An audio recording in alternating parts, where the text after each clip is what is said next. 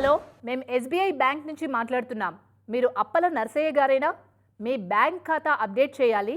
మీ ATM card మీద ఉన్న number కానీ వెనకాల 3 నంబర్లు మాకు చెప్తే మేము ఈడికేంచే జల్దీ చేసేస్తాం. గట్లనే మీ ఫోన్కు ఓటీటీ వచ్చింది, అది కూడా చూసి చెప్పుర్రి అనగానే పుస్స పుస్స అని చెప్తున్నారా? అయితే మీ అసుంటోళ్ళ కోసమే గీ ముచ్చట. బ్యాంక్ వాళ్ళు ఓటీపీలు అడగరు, కారట్ల నెంబర్లు చెప్పమన్నారు. సివివి నెంబర్లు అయితే సీక్రెట్గానే ఉంచుకోవాలి తప్ప ఇంకోళ్ళకి చెప్పొద్దని సెల్లులకు మెసేజ్లు కూడా పంపిస్తుంటారు.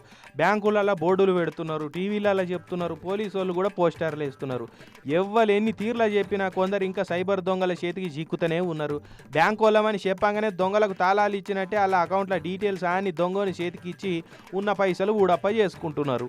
ఈ వికారాబాద్ జిల్లా తాండూరు కాడుండే మహేశ్వర్ రెడ్డి అనేటైనా కూడా గట్లనే మోసపోయిండు. ఈ మహేశ్వర్ రెడ్డి అన్న పెయింట్ దుకాణం నడిపిస్తాడట తాండూరులో. ఇక మొన్నట్ల కొత్తగా 90,000 లిమిట్ తోటి ఎస్బీఐ క్రెడిట్ కార్డు తీసుకున్నాడట. అయితే నిన్న అన్నకు ఎస్బీఐ బ్యాంకు నుంచి మాట్లాడుతున్నాం, మీరు క్రెడిట్ కార్డు తీసుకున్నారు కదా, మీ కారట్ల కొన్ని డీటెయిల్స్ అప్డేట్ చేయాలనుకుంటా, కార్డు నెంబర్ చెప్పురి, వెనకపోటి సివివి ఉన్నది ఆ 3 నెంబర్లు ఉంటాయి అవి కూడా చెప్పురి, ఇప్పుడు మీకు ఓటీపీ వస్తుంది అది కూడా చెప్తారా అంటే మీ పని అయిపోయినట్టే అనే వరకు అన్న పుస వాళ్ళు అడిగినాయని చెప్పిండట. కథ మీకు అకౌంట్లోకి వెళ్ళి 90,000 రూపాయలు ఖర్చు అయినాయని మెసేజ్ వచ్చింది.